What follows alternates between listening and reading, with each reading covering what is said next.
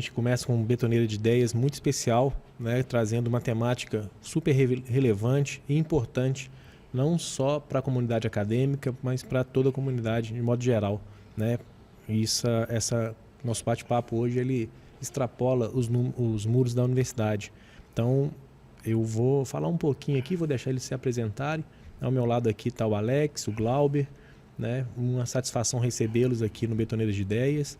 E eu gostaria que vocês se apresentassem, né? E em seguida a gente começa a falar de um tema que é muito importante, né? E essa conscientização, essa apresentação sobre, né, os possíveis efeitos aí do El Niño para esse ano de 2026.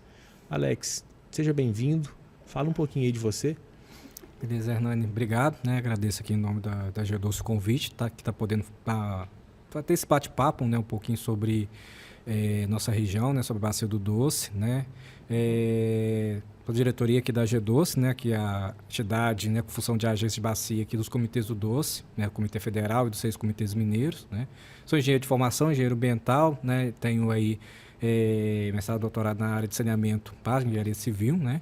Mas enfatizar, né, essa questão de discutir um pouco, né, sobre o El Niño aqui na Bacia do Doce é importante, né, até mesmo para a gente divulgar, né, os efeitos, né, aqui dentro da nossa bacia. Muito bom. E por último, não menos importante, né, o Glauber. O Glauber está aqui do nosso lado, mas na verdade ele está em Brasília, não é isso, Glauber? Sim, sim. Faz favor, se apresente. Boa tarde a todos, eu sou Glauber Ferreira, sou de Minas Gerais, sou mineiro também, mas sou do sul de Minas, sou de Itajubá. E em Itajubá eu fiz a minha graduação de Ciências Atmosféricas e também mestrado e doutorado em Meio Ambiente e Recursos Hídricos.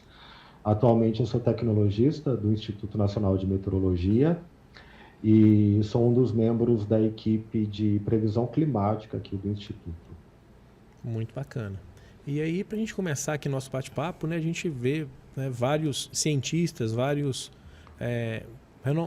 nomes de grande expressão na área acadêmica, relatando, né, as possíveis consequências aí desse fenômeno que está chegando aí, que é o El Niño, principalmente para o segundo semestre, né? Então a gente vai trabalhar justamente essa questão.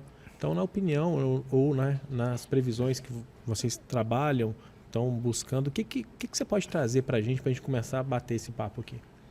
Bem, então, ontem, né, a NOAA decretou oficialmente, né, o estabelecimento do El Niño.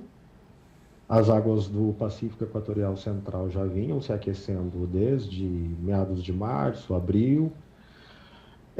No entanto, você precisa de um certo tempo, né? Não basta o aquecimento das águas para você decretar o início do fenômeno. Então, estava havendo aquecimento e, né, ao mesmo tempo, monitorava-se se esse aquecimento já refletia na atmosfera.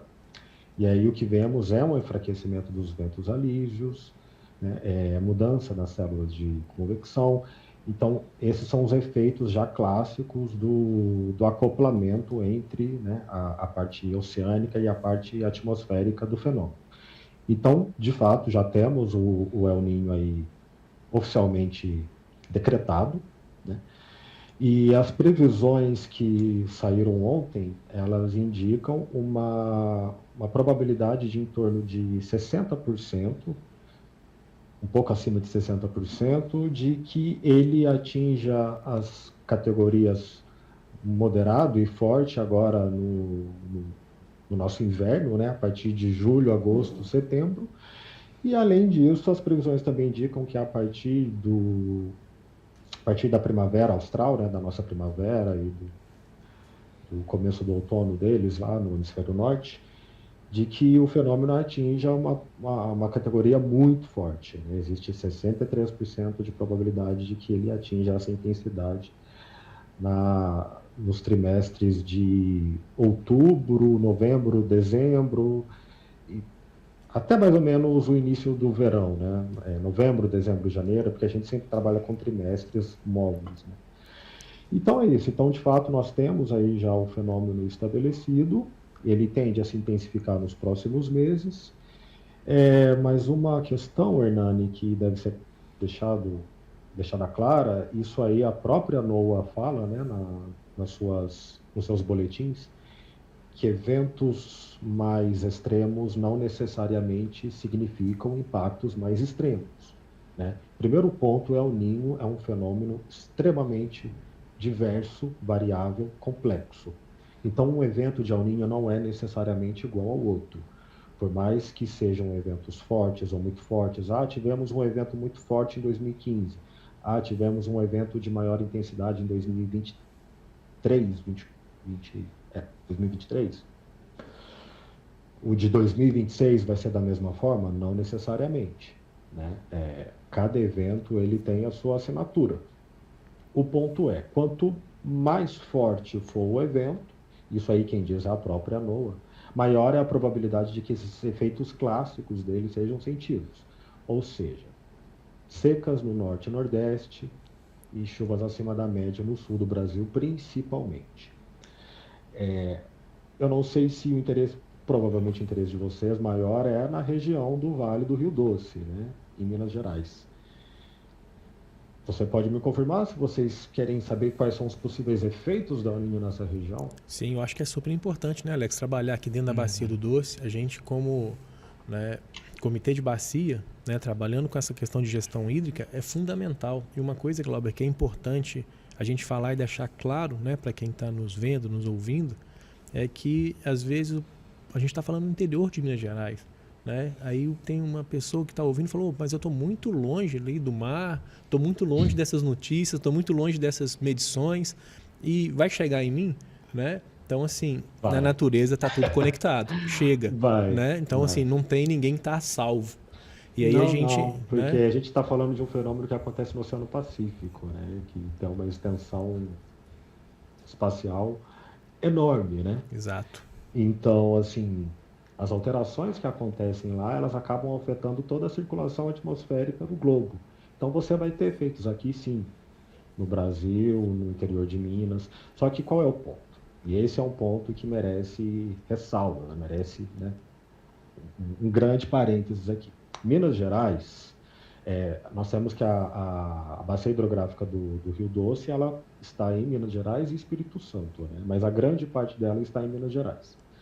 Minas Gerais faz parte da região sudeste, e a região sudeste, assim como a região centro-oeste, são regiões de transição aqui no nosso continente sul-americano, no nosso país, né? São regiões que se situam entre os trópicos e os extratrópicos. Então, elas sofrem influência tanto dos sistemas transientes que vêm dos trópicos, quanto dos extratrópicos. É uma região de baixa previsibilidade climática. Sim. Não é uma região de alta previsibilidade como o norte ou como o sul, que já é conhecido da literatura que existe uma alta correlação entre as anomalias de TSM no Pacífico e as condições climáticas nesses locais, né? Principalmente no norte e nordeste. A região sudeste e Minas Gerais são regiões de transição climática e de baixa previsibilidade climática. Então, assim, não dá para bater o martelo e falar para você, o El Niño vai causar isso em Minas Gerais, vai causar isto na região do Vale do Rio Doce. Da literatura, os resultados mais consistentes que nós temos em relação ao El Niño é do aumento de temperatura no estado de Minas Gerais. Então, é muito provável que nós tenhamos temperaturas mais altas na primavera e no verão, e uma probabilidade maior de ondas de calor e também mais frequentes e prolongadas, né? Caso o evento vá se intensificando. Já em relação à chuva, é muito interessante, porque se você pega a própria região do Vale do Rio Doce, você vai ver que ela é uma região heterogênea. Minas Gerais em si já é um estado heterogêneo em termos climáticos, né? O sul é de uma forma, o centro de outra, o norte de outra. E a região do Vale do Rio Doce também é assim. Então você tem que o sul, o sudoeste, ali na altura de Conceição do Mato Dentro, deixa eu só conferir aqui no mapa, né?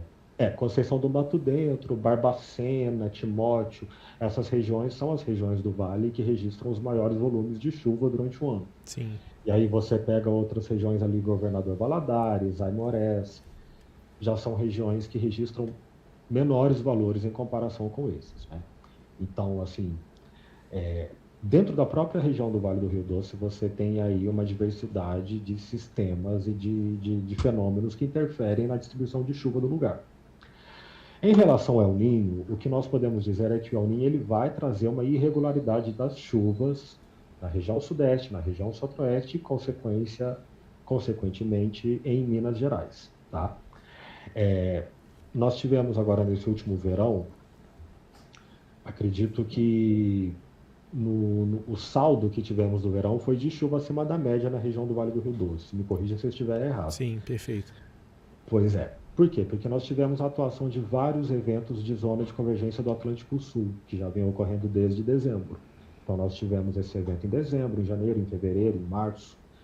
E esse evento meteorológico, ele é importantíssimo para levar chuva aí para essa região, né? Para a região sudeste, para Minas Gerais, para São Paulo. Quando nós temos El Niño, ele é um fenômeno que tende a desorganizar a formação desse sistema. Tá? Ele altera a formação e o posicionamento médio da zona de convergência do Atlântico Sul. Que fique claro que eu não estou dizendo que não haverá zona de convergência do Atlântico Sul no próximo verão ou de que não haverá chuva. Sim, haverá. Mas ele será muito mais irregular, né? Muito mais irregular e muito menos previsível. Então, o que eu posso te antecipar em relação a impactos desse El Niño em Minas Gerais, na região do Vale do Rio Doce, é isso. Provavelmente um cenário de irregularidade de chuvas, tá? De temperaturas mais altas. E aí se nós tivermos, né, eventos de zona de convergência do Atlântico Sul, poderemos ter, né, volumes, chuva acima da média, por exemplo, nessas regiões onde eu falei, que já são regiões climatologicamente mais chuvosas, né, dentro do vale. Então, essa parte oeste do vale, né, Conceição do Mato Dentro, Timóteo e tal.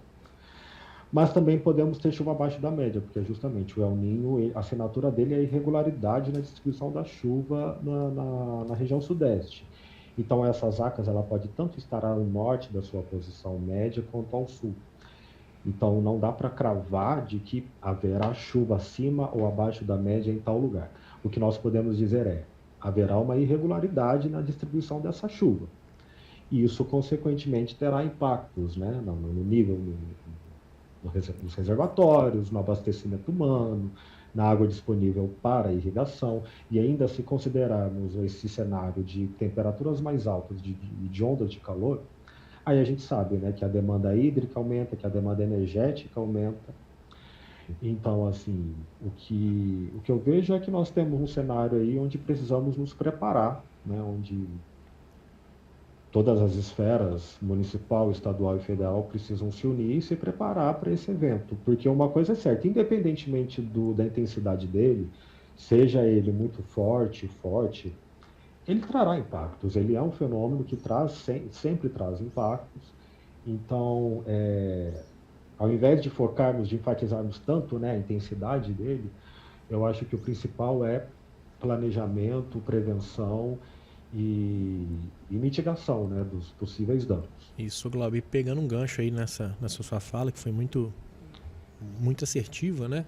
É que o El Niño a gente não tem que focar só no fenômeno, né, mas sim nas consequências e principalmente na gestão e mitigação, né, das possíveis consequências.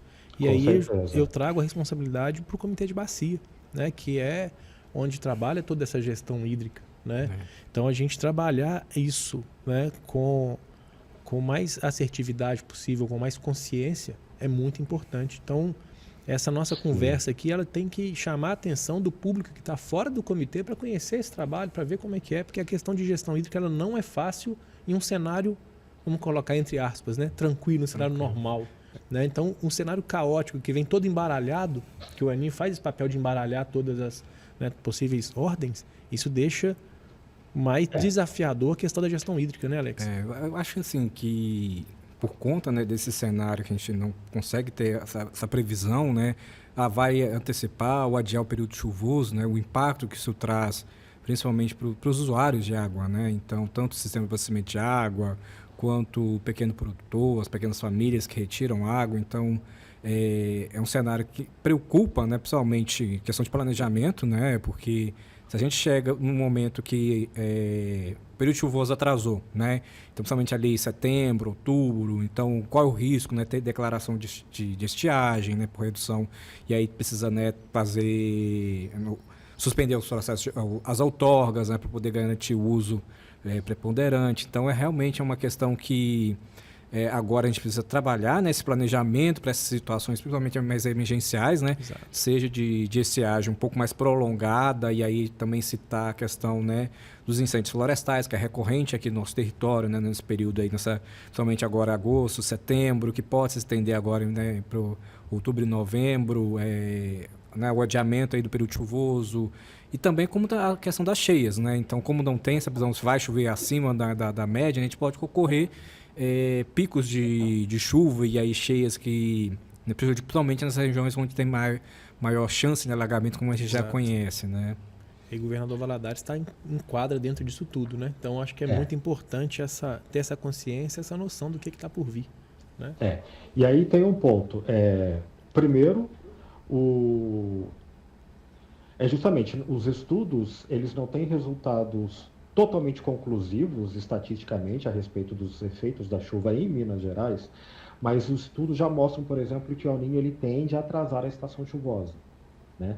E aí outro ponto, durante o El Niño, você pode ter mais pancadas de chuva. Então você vai ter uma chuva que é menos distribuída homogeneamente no espaço e no tempo. Então você pode ter eventos eventos extremos de chuva, né? Uma grande quantidade de chuva em um menor período de tempo. E aí você vai ter inundações e impactos, né, nas populações próximas a essas áreas. Então, assim, justamente, ele é um problema muito diverso, porque você pode ter chuva acima da média em um local, chuva abaixo da média em outra, e ondas de calor acontecendo em todo o estado. Exato. É isso. E um outro ponto, Hernani, você falou de alguma coisa a respeito de clima normal. A verdade é que já não existe mais clima normal, entendeu? E aí é um outro ponto também, porque para participar dessa conversa com vocês, eu busquei alguns estudos especificamente sobre o Vale do Rio Doce e fiquei bastante assim impressionado, porque já existe alguma coisa. Pouca coisa, mas já existe. E aí, por exemplo, um dos estudos que eu encontrei mostram que, análise de tendências, né, tendências de extremos climáticos, mostra, por exemplo, que o clima na região do Vale do Rio Doce já tem mudado nas últimas décadas, né? Você, por exemplo, esse setor noroeste do vale, né, deixa eu só ver aqui no mapa, que é onde fica o rio, por exemplo, na altura do rio Suaçuí Grande, que é uma região, um setor da região que já registra maiores volumes de chuva.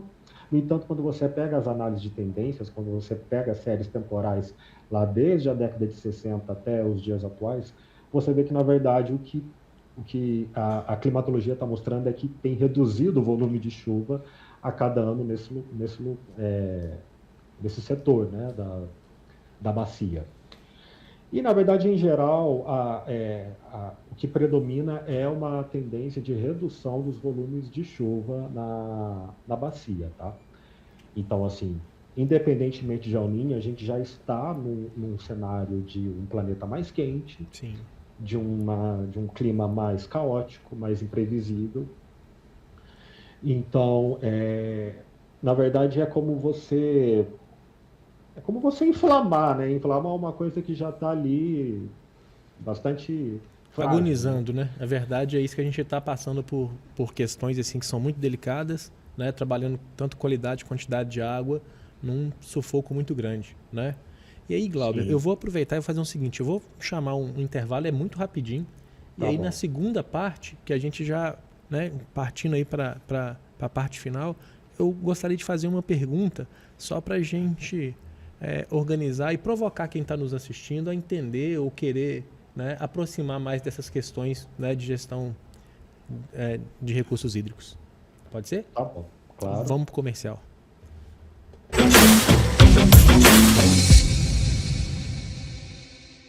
Pessoal, aqui no Hospital Veterinário de Pequeno Porte, a Univale TV funciona o tempo todo aqui na sala de triagem. É o seguinte, eu quero saber de você. Onde é que você está nos assistindo? Pega seu telefone na horizontal, faz um vídeo mostrando você, fala seu nome, de onde você está nos vendo e filmando a Univale TV. Mande pra gente pelo WhatsApp que está aparecendo aqui no rodapé do seu vídeo. Nós vamos colocá-lo no ar para todo mundo assistir. É muito bom ter você em nossa audiência. Muito obrigado.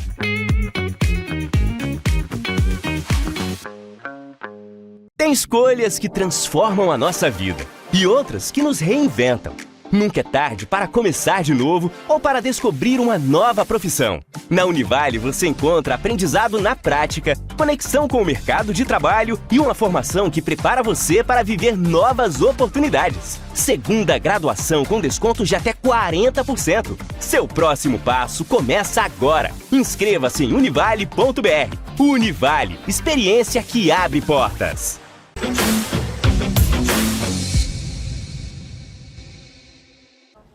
Voltamos. E aí é o seguinte, Glauber, qual que era a pergunta?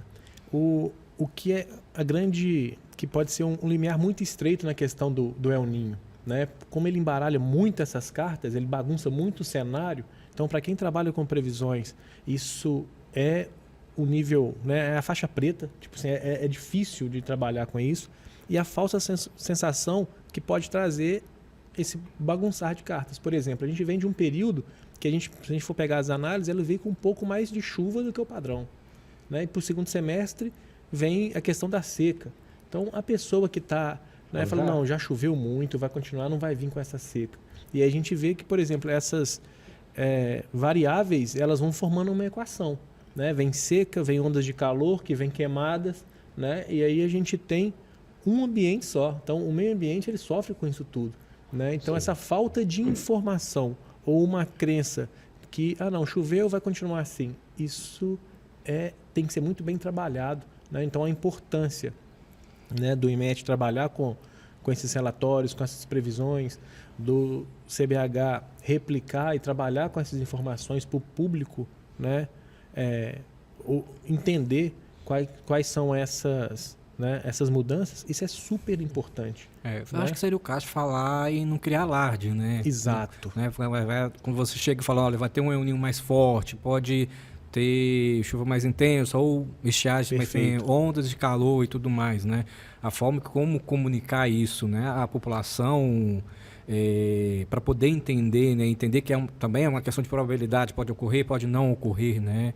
Então, realmente, a forma de como comunicar para o público geral realmente é bastante complexo, né? Para não criar uma expectativa de algo que chega, talvez, olha, vai ter uma onda de calor em outubro, né? Chega outubro, não tem, né? Ou vai adiar o período chuvoso, mas chega na hora, não adia, né? Então, quando a gente trabalha com risco, né? É a probabilidade de ocorrer ou não, né?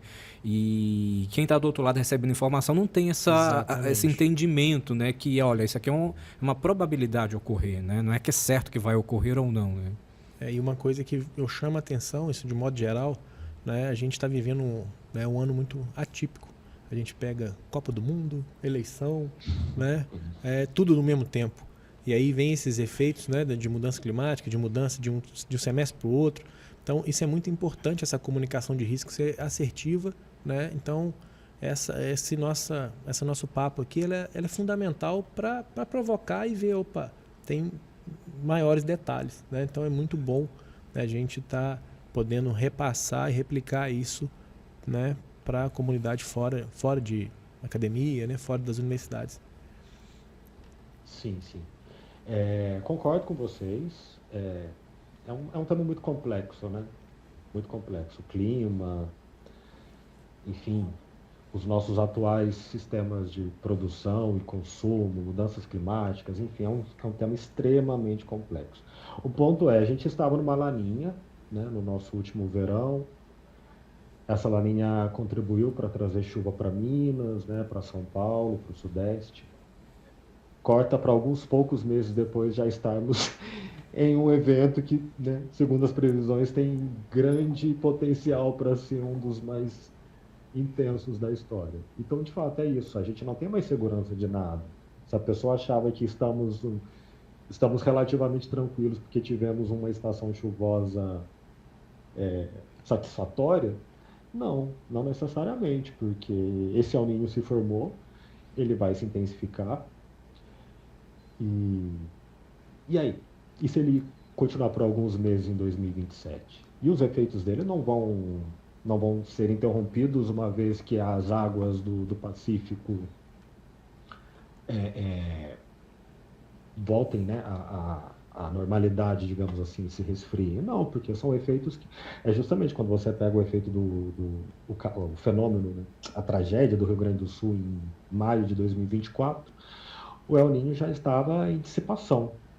Então, assim, os efeitos não virão somente enquanto o fenômeno está vigente, né? Então, eu acho que é isso. A gente não tem mais segurança e aí nós precisamos agir no monitoramento, obviamente, mas principalmente na prevenção. Na prevenção do desastre. Muito bom. Dos danos. E a gente... E também levando informação ao público, sem dúvida, né? Muito bom. E a gente já caminhando para o nosso final aqui, eu queria, né, ver com o Glauber, com o Alex, se tem uma mensagem, um comunicado final para a gente já encerrar esse primeiro podcast. Coloco aqui a Betoneira de Ideias à disposição, tá? Se precisar olha, vamos trabalhar e conversar mais sobre o assunto, estamos aqui de portas abertas. Então, Hernani, eu acho que assim, né, como o Glauber falou agora no final, né, prevenção, né? Acho que o nosso papel quanto ente do sistema, né, de gestão de recursos hídricos trabalhar fazendo a prevenção desses possíveis riscos, né? Seja de estiagem, seja de enchentes, né? E não só trabalhar ali no aumento ali que o evento está ocorrendo, mas sim de forma antecipada, se prevendo aí ações, né? Principalmente quando falar em estiagem, né? Em possíveis opções para fornecimento de água, principalmente para abastecimento humano e desinfetação de animais, né? Que são usos prioritários estabelecidos em lei, né? E no caso aí, principalmente enchentes, né? Trabalhar com questão, né, da vida, né? Sempre em primeiro lugar, para fazer a manutenção ali das pessoas que estão em áreas de risco, seja nas margens aqui dos rios, dos córregos, ou em áreas de risco, né? Risco geológico. A gente já acompanhou isso ano passado aqui na bacia, em Ipatinga, né? Esse ano na Zona da Mata, né? Nossas cabeceiras aqui, anos anteriores já é histórico, né? Então, quanto ente do sistema, né? Tanto comitê, agência, órgão gestor, né? Todo o sistema tem que estar preparado, né? Disposto aí a conversar sobre, principalmente, esses eventos climáticos mais extremos que a gente está observando, né? Muito bom. Glauber, assim, eu te agradeço muito pela disponibilidade, pela atenção, pelo papo, pela didática, né? A gente ficou muito satisfeito com isso. Obrigado. Né? Mais uma vez, estamos à disposição, né? E chama atenção para quem está nos ouvindo, quem, né, se interessou, para conhecer mais o trabalho tanto do INMET, dos comitês de bacias, da G-Doce, né, que vem trabalhando com a gestão hídrica aqui na região, na bacia do Doce, né, que é muito importante isso é fundamental para todos, né? Então, assim, sim, a água não nasce na torneira, não. Né? Então, a gente tem que tomar muito cuidado com isso, né, e ter uma atenção em especial. Né? No mais, assim, eu te agradeço. Muito obrigado pela atenção. Estamos às ordens. Eu que agradeço e estamos aí também à disposição. Tá? Ótimo.